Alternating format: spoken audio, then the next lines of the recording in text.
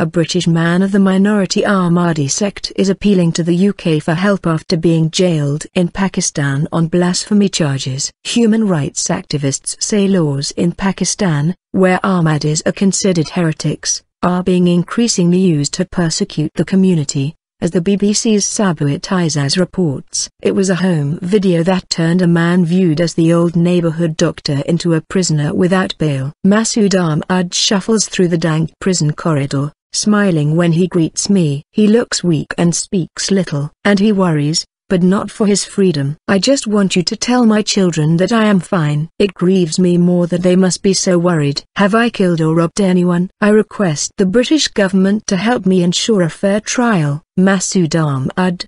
He asks me to convey this message to his 7 children living in Britain and Australia. Last month Mr. Ahmad, 72, was arrested at his homeopathic clinic in Lahore on blasphemy charges. 2 people posing as patients came to him for treatment and had a conversation about religion instead.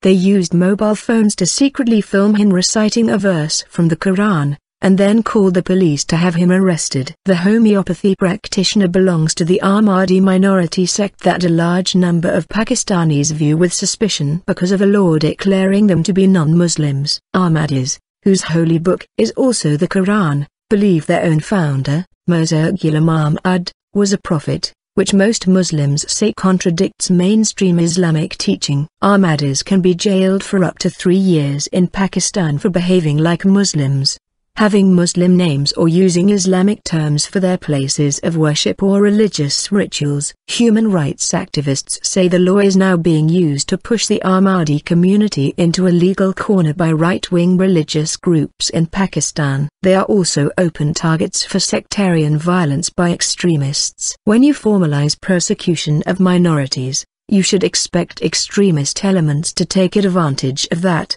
because that is what they thrive on, says human rights lawyer Ahmadis, who has raised the issue at several international forums. Masood Ahmad says he felt marked even before he was picked up. "Somebody had painted a black mark on my car and outside my house a few weeks before I was arrested, so I knew I was being watched." He still did not see his arrest coming. After all, he had lived in the old neighborhood of Anakali since the late 1980s and had close ties with the community. He is a Pakistani-British dual national who says he returned with a desire to raise his children with Pakistani values and to help people through his medicine. According to police sources, almost 10 of his neighbors gave eyewitness testimony against him for preaching his faith. He tells me that many of them also came to see him in jail, concerned for his well-being. "I do not partake in religious debate. I am a doctor, a professional," he says. The official complaint registered is in the name of a local cleric who refused to speak to the BBC,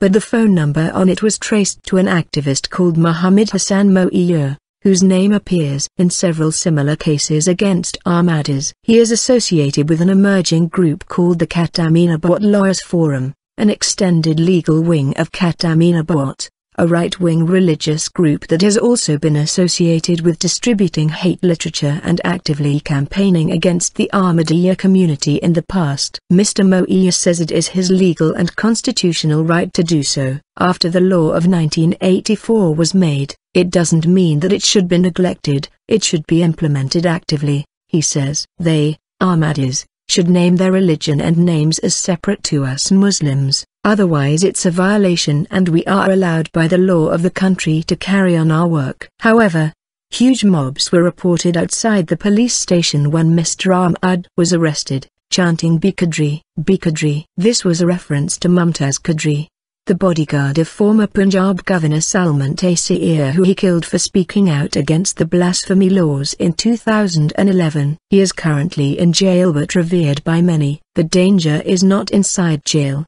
The danger to me is outside," says Mr. Ahmad, who is being kept under tight security in Lahore's district jail. The same angry crowds are seen at every court hearing and Mr. Ahmad fears the judges may feel pressurized while reaching a verdict. His lawyers have applied for bail twice, due to his old age and illness, but their attempts have failed. The court has cited insufficient grounds for bail. Mr. Ahmad is now appealing to the British High Commission. Have I killed or robbed anyone? I request the British government to help me ensure a fair trial. That is all I ask. His daughter, in Australia, Sophia Ahmad, says she is corresponding with the British High Commission and international legal charities to help her father. He is recovering from cancer.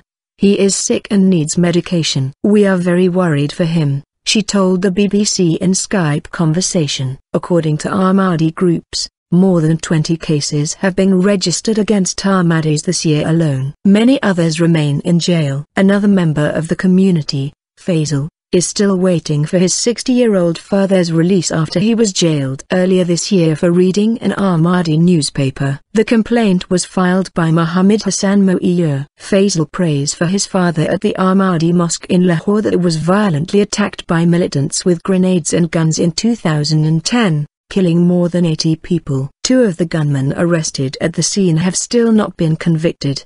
The mosque now resembles an army barracks, with concrete blockades and volunteers from the community patrolling the area at Friday prayer time, shotguns and walkie-talkies at their sides, in order to protect worshippers. Close by is the Ahmadi graveyard, but you cannot tell from the outside. High walls and barbed wire are all you can see, as well as a sniper on the rooftop. Earlier this year, the entire western portion of the graveyard was destroyed by gunmen who broke through the walls, demolishing many gravestones. Now a fortress has been built to protect the Ahmadi dead. Meanwhile, Masood Ahmad waits for his verdict. I used to read about minorities being targeted in the newspapers, he says. Now I'm in the news.